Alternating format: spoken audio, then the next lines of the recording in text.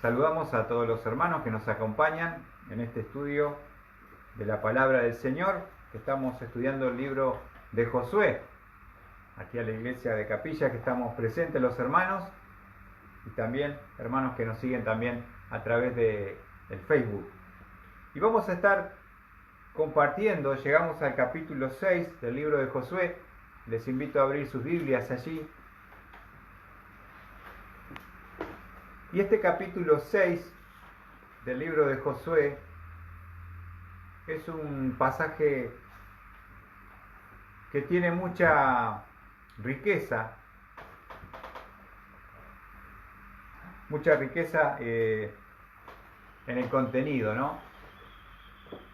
Por un lado hemos visto el domingo pasado, recordarán ustedes los que estuvieron, a ver si alguno se acuerda del título. ¿De qué hablamos? Los primeros frutos. ¿Por qué, Susana, eran los primeros frutos? ¿Qué pasaba con esta ciudad de Jericó? La primera ciudad que ellos iban a conquistar.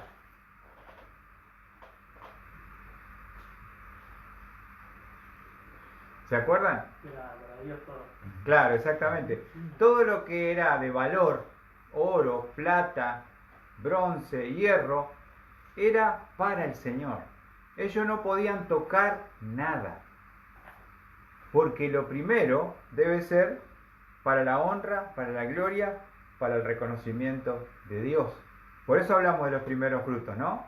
Era algo que la ley ya establecía, la primera cosecha, las primeras crías de las ovejas, de los corderos, era para el Señor. Las primeras vides, bueno, los distintos cosechas que tenía Israel, había que llevar, el primero era para Dios. Entonces nos habla de un acto de fe que Israel tenía que dar, decir, bueno, le damos a Dios los primeros frutos, la primera ciudad es para Él, y Dios proveerá todas nuestras necesidades. La ofrenda es un acto de adoración. La ofrenda es un acto de honra. Y la fe es un acto también de fe. Porque uno dice, si yo doy, ¿tengo más o tengo menos? Y si lo vemos a nivel número, si yo doy un 10%, supongamos, que es la base de un diezmo, el 10% de lo que ganamos, uno dice, bueno, pero si le doy a Dios no voy a llegar. Parece que tengo menos, pero en realidad es un acto de fe porque yo digo, Señor, yo te doy a ti, yo te doy primero a ti y sé que tú vas a proveerme a mí todas mis necesidades. Entonces es un acto de fe, porque en realidad, hermanos, es un reconocimiento de que todo viene de Él. Dios nos da la vida, Dios nos da la salud, Dios nos da el trabajo, Dios nos da la capacidad de generar recursos. Pero nunca olvidarnos de que todo viene de Él. Entonces Jericó tiene que ver con la lección de primeros frutos para Dios. Pero también el hecho de la conquista y la manera como ellos, se acuerdan, tenían que hacer esta procesión rodeando la ciudad una vez, una vuelta completa, y en el séptimo día 7 vueltas, tocar la trompeta, gritar todo el pueblo, y ahí los muros se cayeron. Y vamos a hablar también del poder de la fe en esta noche, porque indudablemente no podemos conquistar, no podemos tener victoria sobre el enemigo si no es por medio de la fe.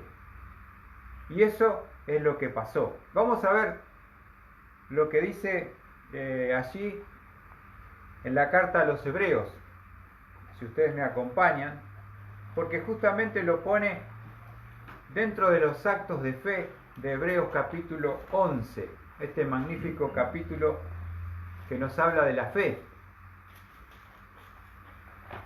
Es la fe, pues, la certeza de lo que se espera, la convicción de lo que no se ve. Y sin fe es imposible agradar a Dios. Pero vamos a ver que el hecho de la conquista de Jericó fue un acto de fe, tanto de Josué como del pueblo. Lo dice Hebreos capítulo 11, versículo 30.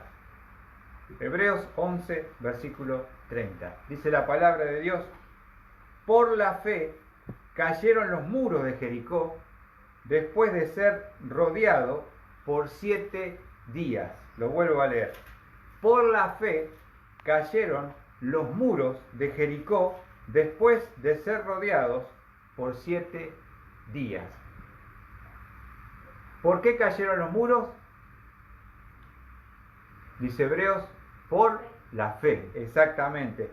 Fue un acto de fe de Josué, del pueblo. Todos participaron, los sacerdotes. Estaba el arca del pacto, ¿se acuerdan? 7 sacerdotes con 7 trompetas de cuerno de carnero. El pueblo debía marchar mudo, sin comentario, hasta el día 7, cuando Josué le dijo, cuando yo les diga y le dé la orden, griten, griten con todas sus fuerzas. Habrá sido algo estremecedor, estruendoso, el grito de la conquista de esta primer ciudad. Indudablemente ha sido un acto de fe. Vamos a ver Josué capítulo 6, versículo 20, donde nos quedamos el domingo pasado. Dice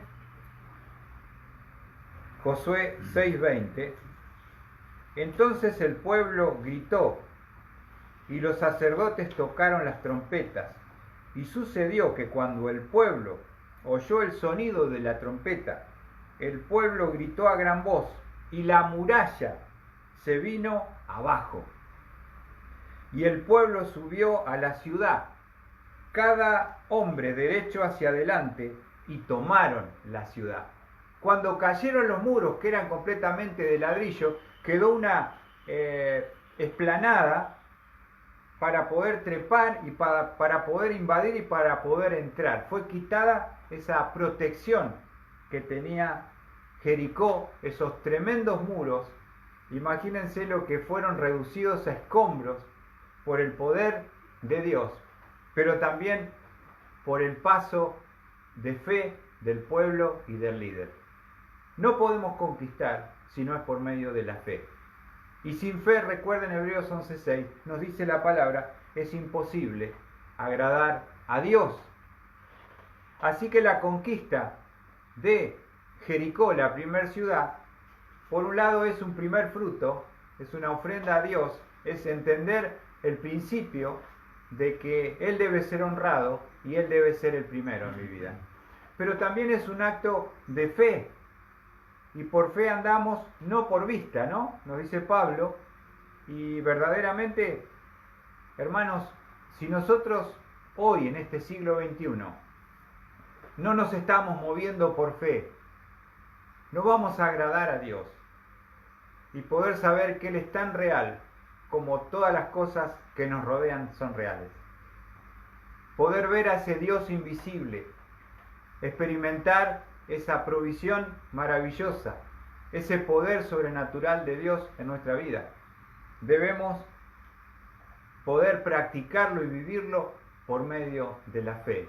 La fe no es solamente saber cómo es Dios, sino poder experimentarlo diariamente en nuestras vidas. ¿Se entiende? Nosotros debemos vivir por fe, y ese es a veces algo que nos cuesta. Siempre estamos apoyándonos en cosas humanas, en cosas visibles, y no en el Dios invisible, en el Dios todopoderoso que provee todas nuestras necesidades. Pero también les quiero mostrar en el versículo 21, dice, después que tomaron y entraron a la ciudad, dice, y destruyeron por completo a filo de espada todo lo que había en la ciudad. Escuchen bien, hombres, mujeres, jóvenes y ancianos, bueyes, ovejas y asnos. Vemos una destrucción total de toda esta gente de Jericó. Ahora, vamos a ver también allí en el versículo, la pregunta es ¿por qué? Y hay personas que lo dicen, ¿por qué Dios destruyó de esta manera total a toda la población, no? Y siempre está, ¿viste? Esa persona que dice, uy, pero si Dios existe, ¿por qué hay tanta maldad? ¿Y por qué ¿Y por qué? ¿Y por qué? En realidad, quiero mostrarles también, hermanos, que esto era algo que Dios había establecido, porque eran naciones paganas, naciones enemigas, que había que conquistar y que había que eliminar. Era una guerra física completamente, obviamente, para que Israel pueda poseer la tierra que él había prometido a Abraham, que ya Abraham había caminado y había habitado por ese suelo después de haber salido por la fe de Mesopotamia, de Ur de los Caldeos, y haber dejado su familia, su parentela, y no sabía dónde iba, nos dice Hebreo, ¿no? Y anduvo como peregrino, viviendo en carpas, el patriarca de la fe, y Dios le prometió que esa tierra iba a ser de él y de su descendencia. Pero les quiero mostrar algo, creo que muy interesante. ¿Por qué hay una destrucción total? ¿No? Porque siempre va a haber alguno que dice, che, qué injusticia. ¿Por qué un Dios de amor puede destruir? Vamos a ver que esto ya estaba escrito en la ley. Vamos a Deuteronomio 20 y allí encontramos un capítulo muy interesante, porque Dios había establecido en la ley diferentes leyes para la convivencia, para la adoración, para con el prójimo, para con aquellos que cometían homicidios, pero también había leyes sobre la guerra. Dios establece leyes sobre la guerra. Y allí, en Deuteronomio 20, vamos a encontrar versículo 16. Miren qué interesante. Esto es en el tiempo de Moisés. Pero en las ciudades de estos pueblos que el Señor tu Dios te da en heredad, no dejarás con vida nada que respire, sino que lo destruirás por completo. Los hititas, amorreos, cananeos, fereceos, heveos, jebuseos, tal como el Señor tu Dios te ha mandado. Dios mandó, antes de que esto pase, 40 años antes, que había que liquidar completamente a estos pueblos. Miren lo que dice el versículo 18. ¿Por qué es la pregunta? ¿Por qué Dios manda la destrucción total?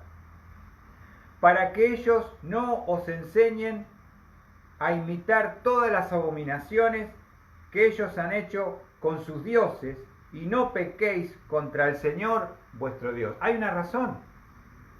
Porque estas ciudades o estos pueblos, nos dice la palabra, ¿qué dice acá? Todas las abominaciones que ellos han hecho con sus dioses. Esa palabra, abominación, en el hebreo, está hablando de la idolatría y algo repugnante y asqueroso. Y especialmente estas naciones que Israel debía conquistar, someter y destruir.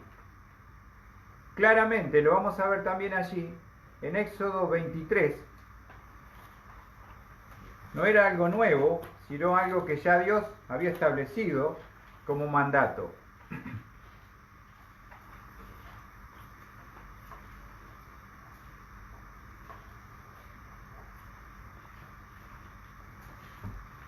Lo tienen allí, Éxodo 23. 23, 32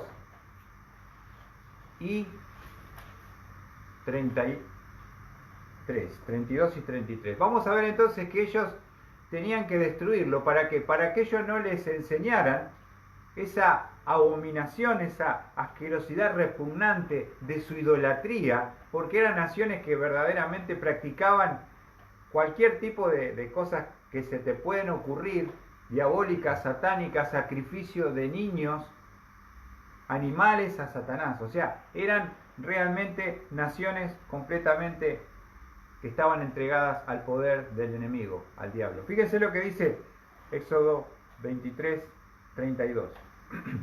No harás pacto con ellos, ni con sus dioses.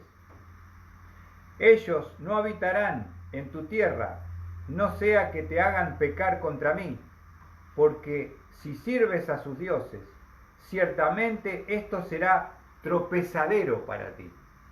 ¿Ven? Nosotros, hermanos, estamos en el mundo, nos dice Juan, pero no somos del mundo. Dios nos ha puesto como una nación diferente, santa, que no es como los demás, que somos sal y somos luz donde Dios nos ha colocado. Pero tenemos que tener cuidado de que ellos no nos comiencen a contaminar. Como dice aquí, no hacer pactos, no hacer alianzas con los incrédulos, ni de trabajo ni de matrimonio. ¿Por qué? Porque no nos une nada. ¿Qué concordia tiene Cristo con el príncipe de los demonios? ¿Qué comunión tiene la luz con las tinieblas? ¿Qué comunión tiene el templo de Dios con el templo de los ídolos? La justicia con la injusticia. ¿Se dan cuenta? Es algo que no hay nada en común, y si no queremos sufrir las consecuencias, tenemos que ser obedientes y entender por qué Dios nos pide lo que nos pide, hermanos. ¿Se dan cuenta? Y vamos a ver también allí en Deuteronomio. ¿Podemos arrimar un poquito? Vamos a Deuteronomio, porque el tema lo amerita. Deuteronomio capítulo 18. Deuteronomio capítulo 18. ¿Ustedes entienden lo que estamos hablando? Ustedes saben que todas los imperios, desde el imperio azteca, por ejemplo, ¿por qué han desaparecido? ¿Por qué el Machu Picchu? Eran lugares de sacrificios humanos. Eran naciones entregadas, sangre satánica era entregada por medio de esas naciones, entregando sus hijos. Y toda esa, como hablamos hoy de la cultura, y la Pachamama, tiene que ver mucho con las culturas de los ancestros satánicos que estaban en oscuridad. Y cuando el Evangelio vino por primera vez, los primeros misioneros, la mayoría fueron asesinados por traer la palabra de Dios. ¿Por qué? Porque justamente para traerles la luz, para traerles la verdad. Esto es una guerra espiritual, no es algo inocente, hermanos. Entonces tenemos que entender que si perdemos la identidad como pueblo de Dios, si no destruimos lo que tenemos que destruir, no nos separamos como debemos separarnos, vamos a terminar haciendo abominación, algo a Dios repugnante, asqueroso, que va a provocar la ira de Él hacia nuestra vida. Ahora, aquí hay una porción tremenda en Deuteronomio capítulo 18, y vamos a ver por qué Dios mandaba destruir a estas naciones, para que nos quede claro y no haya una duda con respecto a decir, che, nuestro Dios, qué estricto que es, ¿no? Pero hay una razón, ¿no es cierto? Y vamos a ver en el versículo Deuteronomio 18:9. Dice así, la palabra de Dios. Cuando entres en la tierra que el Señor tu Dios te da, no aprenderás a hacer las cosas abominables de estas naciones. No sea hallado en ti quien haga pasar a su hijo o a su hija por el fuego, ni quien practique adivinación ni hechicería, o sea agorero o hechicero, o encantador o medium o espiritista, ni quien consulte a los muertos. Fíjense si esto es viejo. Cuántas cosas oscuras nosotros sabemos que existen y hay. Sabemos quiénes son los personajes y dónde tenés que ir. Quiénes son los brujos, cuánto te cobran, en qué lugar oscuro y a qué horario de la noche tenés que ir para consultarles a ellos. Y esto lamentablemente se está cada vez haciendo más común. Pero por eso justamente, miren lo que dice el versículo 12. Porque cualquiera que hace estas cosas abominables al Señor, y por causa de estas abominaciones, el Señor tu Dios expulsará a estas naciones delante de ti. ¿Por qué Dios quería expulsar y terminar con toda esta actividad diabólica, satánica? Dios iba a utilizar a Israel para limpiar toda esta abominación, toda esta inmundicia, toda esta oscuridad debe ser eliminada. Como lo fue en ese momento, lo sigue siendo hoy. ¿Por qué las personas están sin poder escuchar el Evangelio, sin poder arrepentirse, sin poder llegar a los pies de Cristo? Porque el diablo los tiene atados y no les permite que puedan conocer a Cristo. Nosotros mismos éramos hijos del diablo, ¿o no, Susana? Y hacíamos su voluntad y nos manejaba y nos hacía la vida miserables. No teníamos paz, no éramos libres para nada. Y estábamos caminando rumbo al infierno. Justamente Jesucristo vino a deshacer las obras del diablo. Y gloria a Dios, que Él nos libertó. Nos ha hecho sus hijos, puso su espíritu. Y si el Hijo libertare, seréis verdaderamente libres. Hoy tenemos un destino, tenemos nuestro nombre escrito en la gloria, en el libro de la vida y el Cordero. ¿Qué te parece? Pero qué guerra espiritual hoy hay, igual como era con Israel, lo hay hoy la iglesia, contra las huestes espirituales de maldad, contra legiones. Saben que me tocó compartir un poco el testimonio. Están formando la historia de la iglesia de Lima, que nació en el 1982, y yo aparecí ahí en el 1983. Qué feo que suena, ¿no? Suena tan... y contaba Miguel Galecio, que fue uno de los que comenzó a llevar el Evangelio, que una vez apareció una chica en el culto, en la reunión, y contó que ella había participado en una reunión donde se había sacrificado un niño a Satanás, en Lima. ¿Por qué ha costado tanto llevar el Evangelio? ¿Por qué el doctor Federico Jorge Houghton dijo, no podemos entrar en Lima, porque hay un gran príncipe que nos lo impide? Y nosotros nos tocó después llevar el Evangelio. Acá tenemos a Mauro, a Rativer y Susana, que son frutos de esta tierra de oscuridad. Y lo que hemos luchado con Susana, ¿no es cierto, Susana? Sería para hacer un testimonio y un programa que muchos no saben de dónde fue rescatada, pero realmente de la garra de Satanás. Por eso, ¿por qué Dios manda destrucción? ¿Por qué no hay que apiadarse? Porque justamente, ¿qué dice Dios? Versículo 12, porque cualquiera que hace estas cosas es abominable al Señor. Miren, y por causa de estas abominaciones, el Señor tu Dios expulsará a esas naciones delante de ti. ¿Por qué? ¿Porque es malo? No, porque es justo. Porque Israel iba a ser un instrumento de juicio y limpieza de Dios. Cada vez que tenemos que llevar el Evangelio, enfrentamos la misma oscuridad. Enfrentamos al mismo enemigo. Aquí en Capilla hemos tenido luchas y batallas y las seguimos teniendo. ¿Para qué? Para que las personas puedan ser libradas del poder de las tinieblas y puedan conocer a Jesús. Esto es una batalla espiritual, es una guerra. Y si el enemigo pudiera, ya nos hubiera quitado la vida. Pero ¿por qué estamos aquí? En el nombre de Dios, llevando su palabra. Porque Dios nos ha traído a esta tierra para llevar el precioso Evangelio. El poderoso mensaje que transforma y salva vidas. ¿Y saben qué? Venimos en su nombre. Y si Él nos da la victoria, podremos conquistar esta tierra para el Señor. Ahora, también, versículo 13, dice, serás intachable delante del Señor tu Dios, porque esas naciones que vas a desalojar, miren lo que hacen, escuchan a los que practican hechicería y a los adivinos, pero a ti, el Señor tu Dios, no te lo ha permitido. No te lo ha permitido. Nosotros estamos acá escuchando la palabra, escuchando a un pastor, escuchando el consejo de la palabra de Dios. Nosotros Dios nos ha quitado de esas prácticas abominables, satánicas. Y por eso Israel no debía tener piedad y debía eliminar a esta gente. ¿Saben por qué? Porque hay un punto.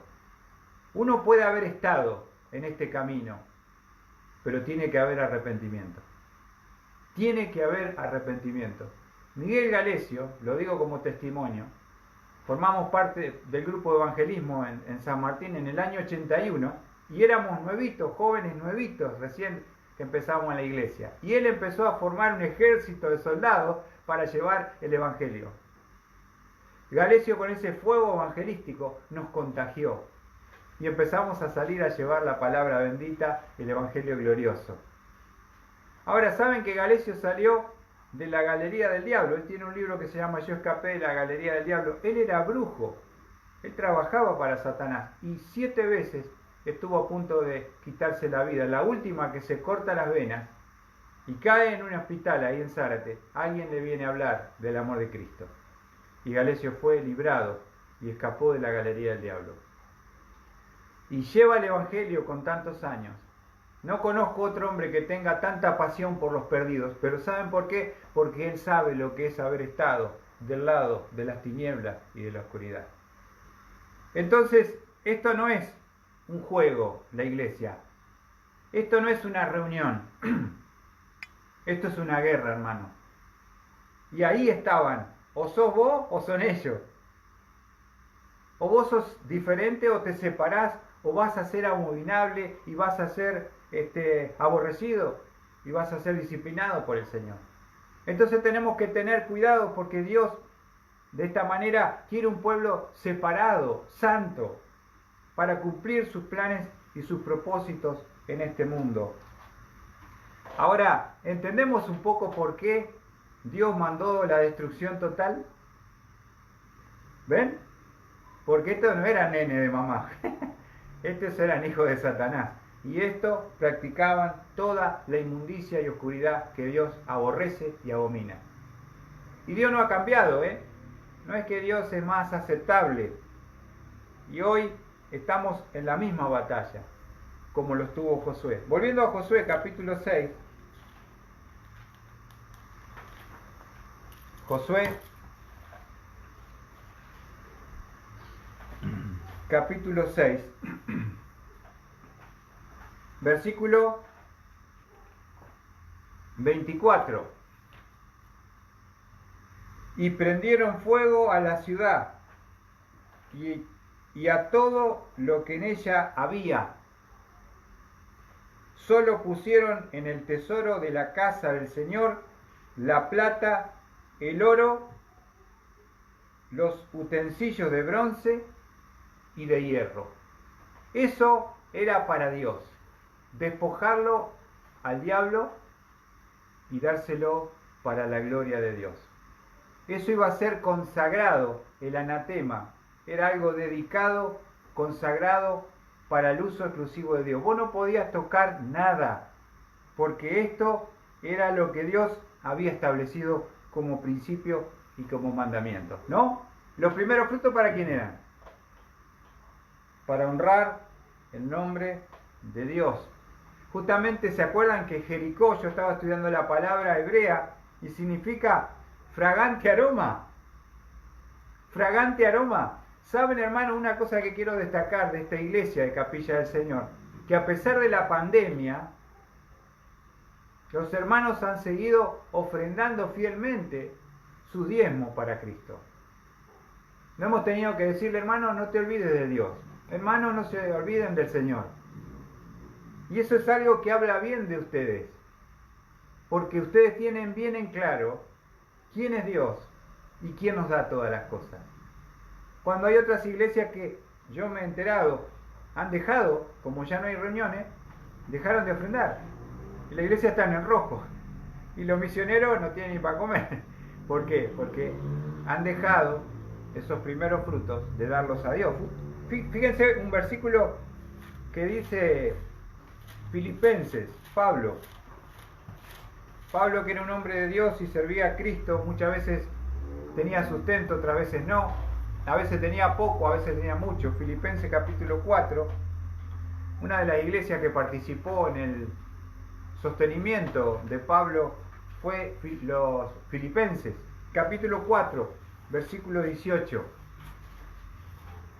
Filipenses 4, 18.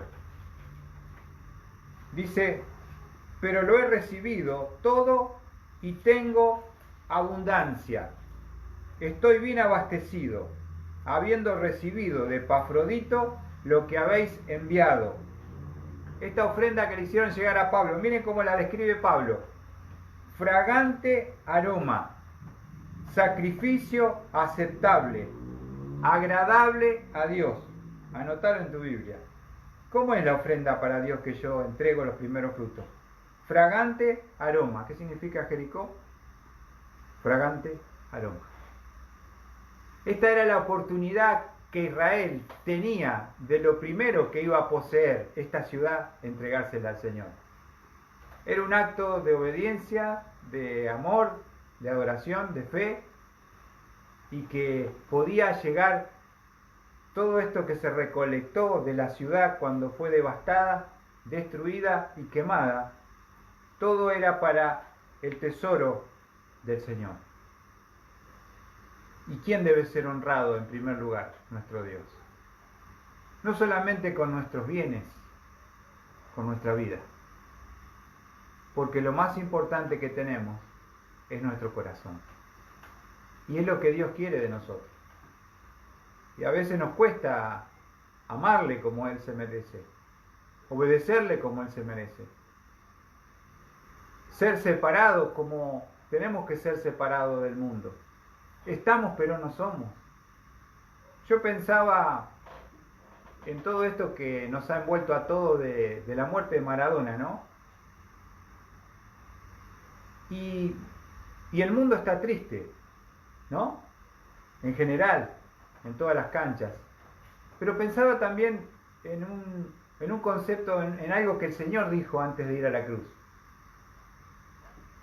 Ustedes van a estar tristes, le dice a los discípulos, pero el mundo se alegrará cuando me vean morir. Pero después, cuando me vuelvan a ver, esa tristeza se convertirá en un gozo que nadie les va a poder quitar. ¿Ven? Lo que al mundo lo alegra, a Dios a veces lo entristece. Y lo que a Dios le entristece, al mundo le alegra. ¿Por qué? Porque estamos en distintos caminos. Porque seguimos a distintas personas. Nosotros seguimos a Cristo. Y Él es la persona más maravillosa que ha pisado esta tierra, y estamos a unos días de empezar a recordar ya la Nochebuena y la Navidad, el nacimiento de nuestro amado Salvador, que justamente siendo rico se hizo pobre, siendo Dios hizo hombre, se humilló, se humanó y murió como si fuera el peor de los reos y criminales en la cruz, y no hubo contemplación ni misericordia hacia él. Crucifícale, crucifícale, crucifícale. Lo golpearon, lo escupieron, lo desfiguraron y lo clavaron al Dios creador en una cruz por 6 horas de agonía. Y Él lo soportó todo por amor. ¿A quién? A nuestras vidas. Y Él merece que le amemos, que le honremos, que le sirvamos hoy en este siglo que nos toca vivir, hermanos. Por eso, cuando pensaba en Jericó, ¿qué significa Jericó? Nunca lo había visto antes, fragante aroma, primeros frutos. Pero también Jericó habla de limpieza, de destrucción por medio de la fe. Por la fe cayeron los muros y destruyeron todo. Pero también te quiero mostrar un principio que también podemos ver en el pasaje. Volviendo a Josué 6. Es la primera ciudad, ¿no? Pero cuántas cosas que hay para aprender, ¿no? Para compartir. Y otra de las cosas que veo en Jericó es que cuando nosotros tenemos que honrar a Dios con nuestros bienes, siempre está la tentación, ¿viste? Decir, che, ¿lo pongo o no lo pongo? ¿Lo honro o no lo honro? Bueno, después lo puedo arreglar, después le puedo dar. Y a veces pasa. Y saben una cosa, hay algo que quiero mostrarles acá, un principio en Josué 6, y es el pecado de la codicia. El pecado de la codicia, porque sabemos que toda esta ciudad, todo lo que poseía era para Dios y para su tesoro, ¿no? Pero hay una advertencia de parte de Dios para el pueblo de Israel. Fíjense en el versículo 18. El pecado de la codicia, el Señor nos conoce, dice, pero en cuanto a vosotros, miren lo que dice, guardaos ciertamente de las cosas dedicadas al anatema. Lo primero que nos pone es un mandamiento. Dice guardaos. Y ese guardaos es la idea de cercarse alrededor, de protegerse y vigilar, rodearse con espinas. ¿Saben que una vez estaba viendo un documental en el África de pastores africanos que tienen vacas, ¿viste esas vacas que tienen ellos? Y cómo ellos, para que no se los coman los leones y no lo ataquen de noche cuando tienen que parar, ¿cómo se protegen? Se protegían por medio de cerco de espinos. Cortaban ahí y ponían los animales y los cercaban todo con espino. Entonces podían protegerlo de las fieras de la noche. Imagínate en plena oscuridad con leones hambrientos y que vienen a destruirle y a quitarle su sustento. Y ellos tenían que guardar el ganado por medio de esas espinas y hacer todo un cerco, enmallarlo todo y poner los animales adentro. Y estar alerta de que cualquier ruido, con el fuego, salir con una antorcha y mirar si viene el león para proteger. Esa es la idea, ¿no? Le dice Dios a su pueblo que va a entrar, tienen que guardar ciertamente las cosas dedicadas al anatema. Cuida tu corazón, protege tu corazón para no codiciar las cosas santas. Pero dice el versículo también, no sea, ¿contra qué peleamos nosotros? No sea que las codicies, o las codiciéis, perdón, no sea que las codiciéis, no tocar ni tomar, está hablando. Y si las codiciaban, y tomando de esas cosas el anatema, hagáis maldito al campamento de Israel y traigáis desgracia sobre él. Una advertencia de Dios hacia el pecado de la codicia.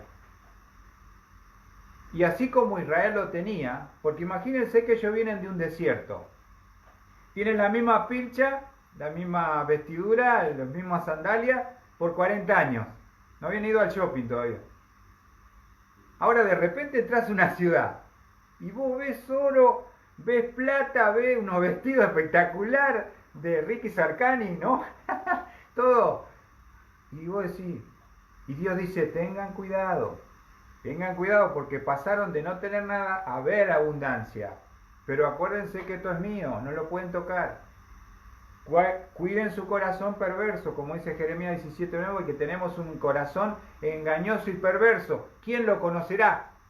Y Dios lo conoce a nuestro corazón. Por eso nos hace esta advertencia a ellos y a nosotros, de no codiciar, porque muchas veces ese es el problema de nuestras vidas. Es lo que nos aleja de Dios.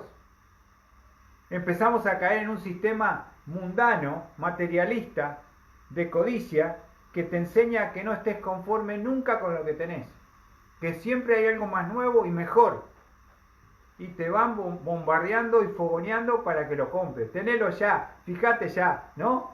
Te siguen con los avisos, entraste a Mercado Libre, miraste un producto, vas al Instagram, te ponen el mismo producto y te siguen como si fueras una rata, te llaman los de Movistar, estás pagando mucho, tenés que pasarte a nuestra compañía.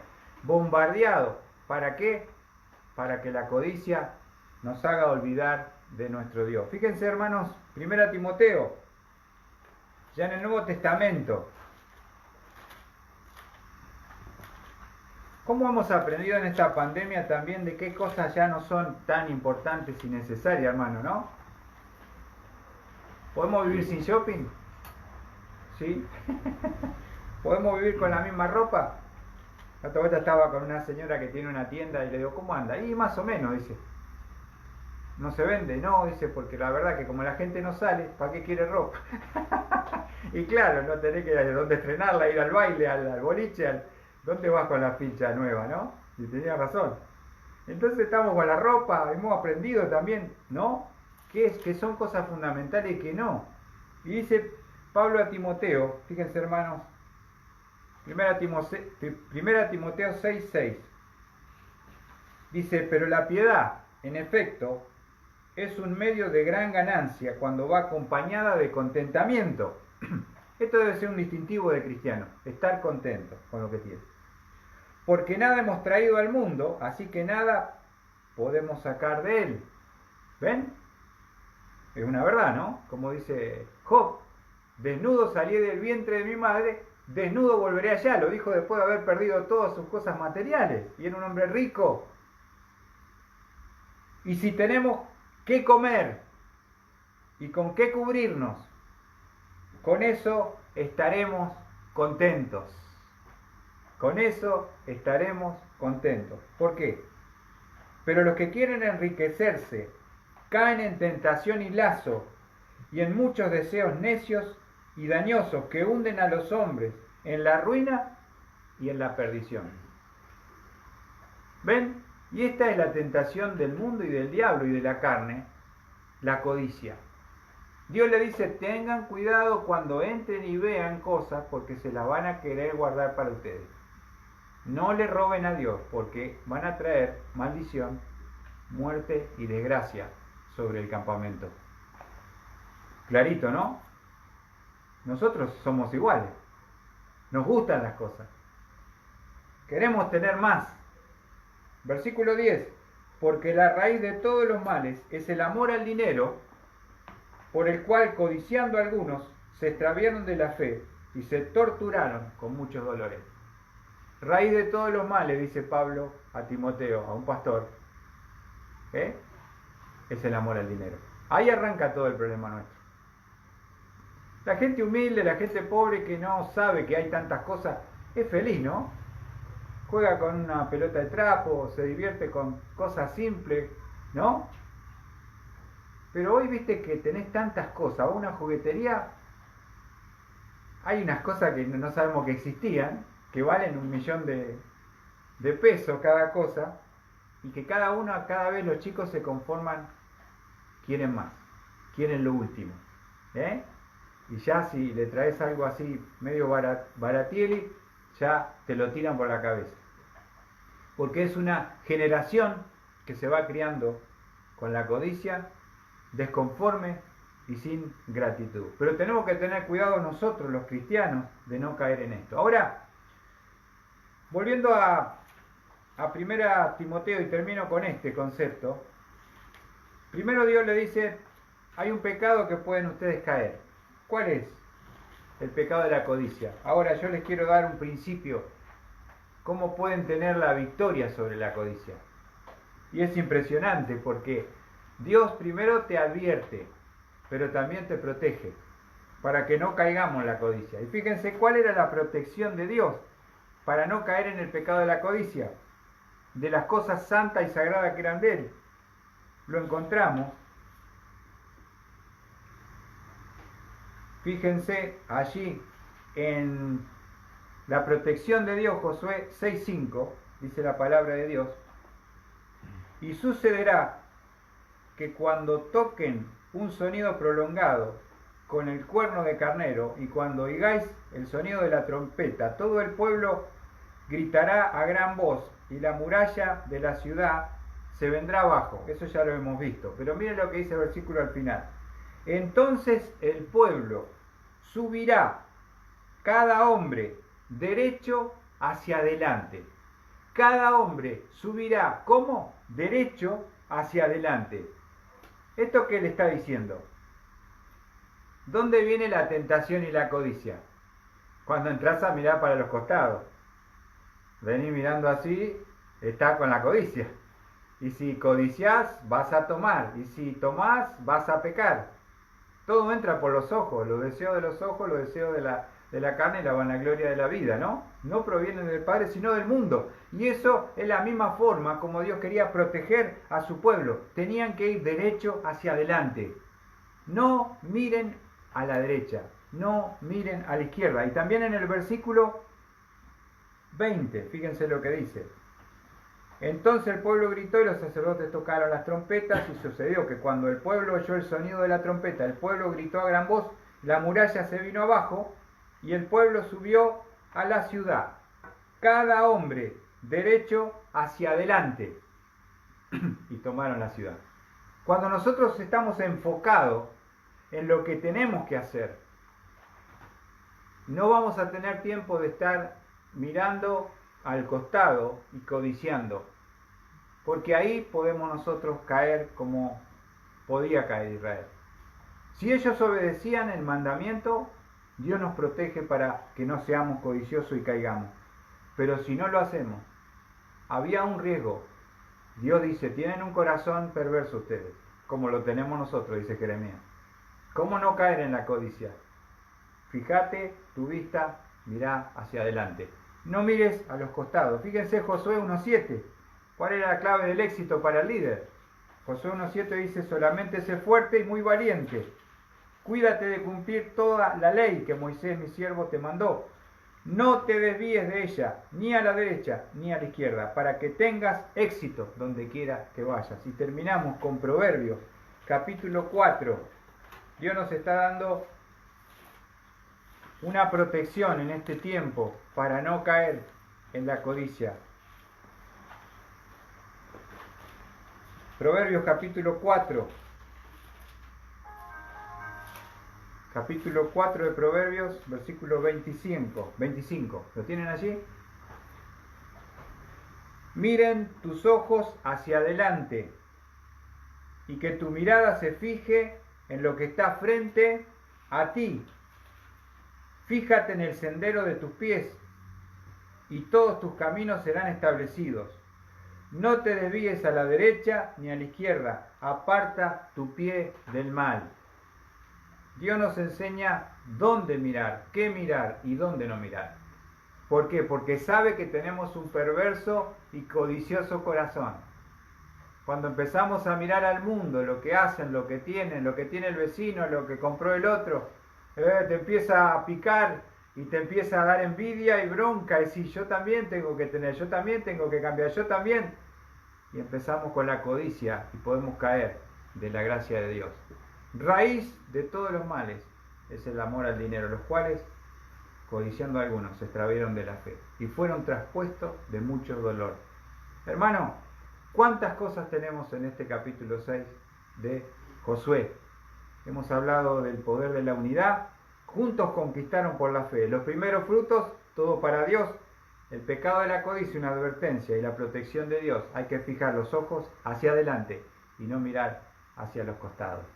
Que Dios pueda bendecir su palabra, mis amados hermanos, y que haya sido de bendición su palabra para nuestras vidas en esta noche.